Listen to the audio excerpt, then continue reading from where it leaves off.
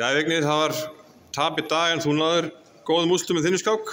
Já, ég vann United sem stór biti. Það er stór biti, hann náttúrulega hefur verið 2-7 og unni Karlsson 2 svar. Já. En honum gengur ekki verið á móti Íslendingum. Tapaði á móti Gumma síðast. Ég held að sé farin að hata okkur sko. Ekki? Það er skilur, já. En segðu okkur hvernig þróast þessi skák? Já, ég var algjörlót úr byrjunarpreppi bara á, þú veist, leik 2 af því að ég bjóst ekki við kóngsetra. Og síðan teppir orðinu bara svona frekar vala afbyrði í kóngsetrunum og maður kann svona alveg tepla þessa stuð.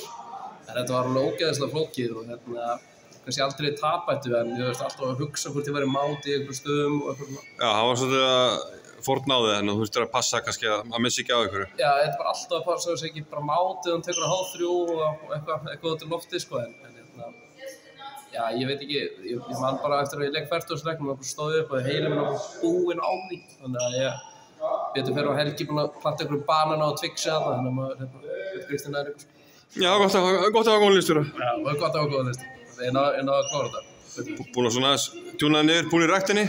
Búinn í ræktinni. Hvað var tekið? Það var tekið chest. Ég tók PR í dag. Ja, bekkurinn? Það er bekkurinn, 100 kíló sinnum 4 times. 4 times? 4 times. Það er alltaf uppleið. Það er alltaf uppleið. Ég er alveg gjörðað saman því. Vinnum við á morgun. Áfram Ísland, áfram Vignir. Áfram við.